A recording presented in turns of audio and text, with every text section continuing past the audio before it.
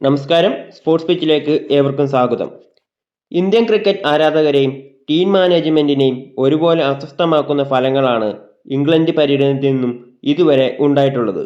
എന്നാൽ ആ നാണക്കേടുകൾക്കെല്ലാം അല്പമെങ്കിലും ആശ്വാസം കണ്ടെത്താനും തോൽവികളുടെ പരമ്പരയ്ക്ക് അന്ത്യം കുറിക്കാനുമുള്ള അവസാന അവസരത്തിനായി ഇന്ത്യൻ യുവനിര ഇന്ന് വീണ്ടും പാടണിയുകയാണ്.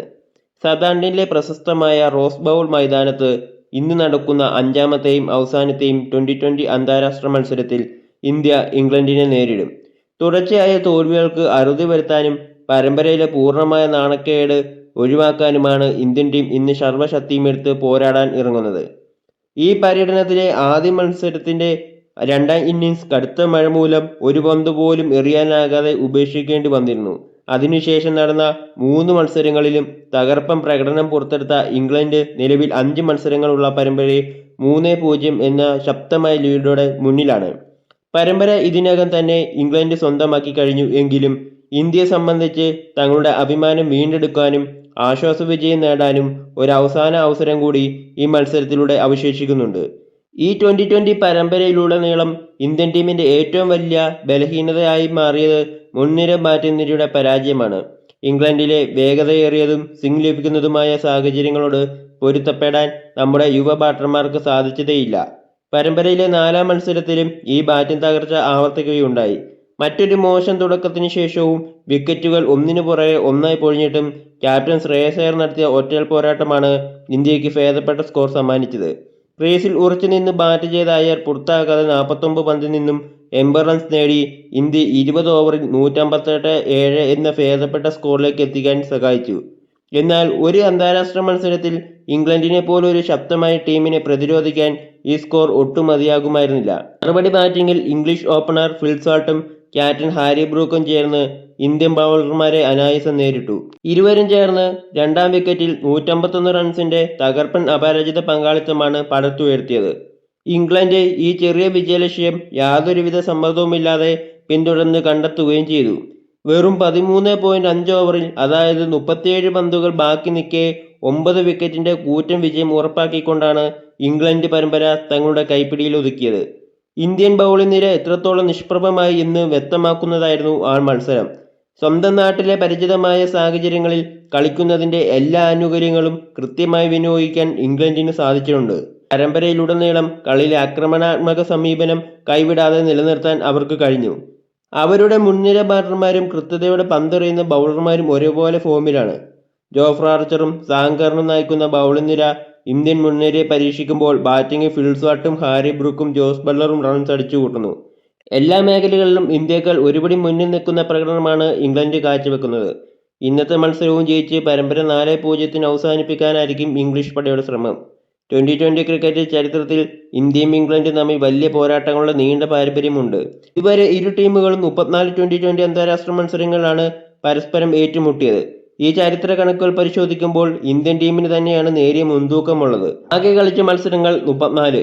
ഇന്ത്യ വിജയിച്ചത് 18 മത്സരങ്ങൾ, ഇംഗ്ലണ്ട് വിജയിച്ചത് 15 മത്സരങ്ങൾ, ഫലമില്ലാതെ അവസാനിച്ചത് 1 മത്സരം.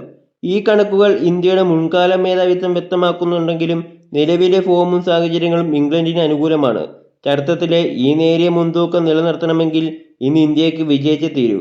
ക്രിക്കറ്റ് പ്രേമികൾ ഏറെ ആവേശത്തോടെ കാത്തിരിക്കുന്ന ഈ അവസാന ട്വന്റി മത്സരം ജൂലൈ 11 ശനിയാഴ്ചയായ ഇന്ന് സതാംപ്ടണിൽ വെച്ച് നടക്കും. ഇന്ത്യൻ സമയം വൈകുന്നേരം 7 മണിക്ക് തന്നെയാണ് മത്സരത്തിന്റെ ടോസ് നിശ്ചയിച്ചിരിക്കുന്നത്. 7:30 കളി ആരംഭിക്കും. ഇന്ത്യൻ ടീമിലെ മാറ്റങ്ങളും ആരാധകരുടെ പ്രതീക്ഷകളും തുടർച്ചയായ തിരിച്ചടികളുടെ പശ്ചാത്തലത്തിൽ ഇന്നത്തെ മത്സരത്തിനുള്ള ഇന്ത്യൻ പ്ലെയിങ് 11-ൽ വലിയ മാറ്റങ്ങൾ ഉണ്ടാകുമെന്നാണ് സൂചനകൾ. തുടർച്ചയായി പരാജയപ്പെടുന്ന യുവ ഓപ്പണർ വൈഭവ് സൂര്യവംശിക്ക് വിക്കറ്റ് കീപ്പർ ബാറ്റർ ഇഷാൻ കിഷാനും ഫോമില്ലാതെ ഉഴുന്ന തിലക് വർമ്മയ്ക്കും പകരം അർഹതപ്പെട്ട മറ്റ് കളിക്കാരെ ടീമിൽ ഉൾപ്പെടുത്തണമെന്ന് ആവശ്യം ശക്തമാണ്. ട്വന്റി ലോകകപ്പിൽ ഇന്ത്യക്കായി മികച്ച പ്രകടനം പുറത്തെടുത്ത മലയാളി താരം സഞ്ജു സാംസണിനെ ഇന്നത്തെ മത്സരത്തിലെങ്കിലും ഓപ്പണറായോ മധ്യനിരയിലോ ഉൾപ്പെടുത്താൻ കോച്ച് ഗൗതം ഗംഭീറും ക്യാപ്റ്റൻ ശ്രേയസ് അയ്യറും തയ്യാറാകുമോ എന്നാണ് ആരാധകർ ഉറ്റുനോക്കുന്നത്. ടീമിലെ അസ്ഥിരതയും പരീക്ഷണങ്ങളും അവസാനിപ്പിച്ച് പരിചയസമ്പന്നരായ കളിക്കാർക്ക് കൃത്യമായ ചുമതലകൾ നൽകിയാൽ മാത്രമേ സതാംപ്ടൺ പിച്ചിൽ ഇംഗ്ലണ്ടിനെ കടുത്ത സമ്മർദ്ദത്തിലാക്കാൻ ഇന്ത്യക്ക് സാധിക്കൂ. ബൗളിംഗ് നിരയിലും മാറ്റങ്ങൾ അനിവാര്യമാണ്. കഴിഞ്ഞ മത്സരങ്ങളിൽ ഇംഗ്ലീഷ് ബാറ്റർമാർ ഇന്ത്യൻ പേസർമാരെയും സ്പിന്നർമാരെയും ഒരുപോലെ അനായാസം നേരിടുകയായിരുന്നു. റൺസ് വിട്ടുകൊടുക്കുന്നതിൽ വലിയ പിശുക്ക് കാണിക്കുന്ന വാഷിംഗ്ടൺ സുന്ദറിനും രവി ബിഷ്ണോയ്ക്കും മധ്യ ഓവറുകളിൽ വിക്കറ്റുകൾ വീഴ്ത്തി ഇംഗ്ലണ്ടിന്റെ റൺ റേറ്റ് നിയന്ത്രിക്കാൻ സാധിക്കേണ്ടതുണ്ട്. പവർ പ്ലേ ഓവറുകളിൽ ജോസ് ബട്ട്ലർ, ഫിൽ സാൾട്ട് എന്നിവരുടെ വിക്കറ്റുകൾ നേരത്തെ വീഴ്ത്താൻ കഴിഞ്ഞാൽ മാത്രമേ ഇന്ത്യക്ക് മത്സരത്തിൽ ആധിപത്യം സ്ഥാപിക്കാൻ കഴിയൂ. സതാനിലെ പിച്ചും സാഹചര്യങ്ങളും സതാനിലെ റോസ് ബൗൾ മൈതാനം സാധാരണയായി ബാറ്റർമാർക്കും ബൗളർമാർക്കും ഒരുപോലെ പിന്തുണ നൽകുന്ന ഒന്നാണ്. എന്നിരുന്നാലും മത്സരത്തിന്റെ തുടക്കത്തിൽ ഫാസ്റ്റ് ബൗളർമാർക്ക് പിച്ചിൽ നിന്നും നല്ല രീതിയിലുള്ള വേഗതയും മൂവ്മെന്റും ലഭിക്കാൻ സാധ്യതയുണ്ട്. ടോസ് നേടുന്ന ടീം ആദ്യം ബൗളിംഗ് തിരഞ്ഞെടുക്കാനാണ് സാധ്യത കൂടുതൽ. കാരണം വൈകുന്നേരമാകുന്നതോടെ പിച്ചിലെ ഈർപ്പം ബാറ്റിംഗ് കൂടുതൽ എളുപ്പമാക്കിയേക്കാം. നാലാം മത്സരത്തിൽ സംഭവിച്ചതുപോലെ ഷോർട്ട് ബോളുകളിൽ കുടുങ്ങി വിക്കറ്റ് കളയാതെ ക്രീസിൽ നിലയുറപ്പിച്ച് ബാറ്റ് ചെയ്യാൻ ഇന്ത്യൻ മുൻനിര ശ്രദ്ധിക്കേണ്ടതുണ്ട്. ക്യാപ്റ്റൻ ശ്രേയസ് അയ്യർക്ക് പുറമെ മറ്റ് ബാറ്റർമാരിൽ നിന്നും വലിയൊരു പിന്തുണ ഉണ്ടായാൽ മാത്രമേ ഇന്ത്യക്ക് ഒരു കൂറ്റൻ സ്കോർ പടുത്തുയർത്താനോ ഇംഗ്ലണ്ട് ഉയർത്തുന്ന വലിയൊരു ലക്ഷ്യം മറികടക്കാനോ സാധിക്കൂ. ഇന്ത്യൻ ക്രിക്കറ്റിന്റെ അന്തസ്സ് നിലനിർത്താൻ ഇന്നത്തെ മത്സരം ജയിക്കേണ്ടത് ശ്രേയസ് അയ്യർക്കും സംഘത്തിനും അത്യാവശ്യമാണ്. ലോക ചാമ്പ്യന്മാരായ ഒരു ടീം വിദേശ മണ്ണിൽ ഒരു പരമ്പരയെ പോലും പൊരുതാതെ കീഴടങ്ങുന്നത് ആരാധകർക്ക് അംഗീകരിക്കാൻ കഴിയുന്നതല്ല. കോച്ച് ഗൗതം ഗംഭീറിന്റെ തന്ത്രങ്ങൾക്കും ഈ മത്സരം വലിയൊരു പരീക്ഷണമായിരിക്കും. എല്ലാ തെറ്റുകളും തിരുത്തി ശക്തമായ ഒരു പ്ലാനിങ്ങുമായി ഇറങ്ങി ഈ പരമ്പരയിലെ ആദ്യത്തെയും അവസാനത്തെയും വിജയം സ്വന്തമാക്കാൻ ഇന്ത്യൻ ടീമിന് സാധിക്കട്ടെ എന്ന് നമുക്ക് പ്രത്യാശിക്കാം. ഇന്നത്തെ മത്സരത്തിൽ ഇന്ത്യൻ ടീം തിരിച്ചടിച്ചുകൊണ്ട് ആശ്വാസ വിജയം നേടുമെന്ന് നിങ്ങൾ കരുതുന്നുണ്ടോ? പ്ലെയിൻ 11-ൽ സഞ്ജു സാംസൺ ഉൾപ്പെടെയുള്ള മാറ്റങ്ങൾ വരുത്തേണ്ടതുണ്ടോ? നിങ്ങളുടെ സ്വാഭാവികമായ അഭിപ്രായങ്ങൾ താഴെ പങ്കുവെക്കാവുന്നതാണ്. കൂടുതൽ ക്രിക്കറ്റ് വാർത്തകൾക്കും തത്സമയ വിശകലനങ്ങൾക്കുമായി സ്പോർട്സ് പേജ് ചാനൽ സബ്സ്ക്രൈബ് ചെയ്യുക. Thank you.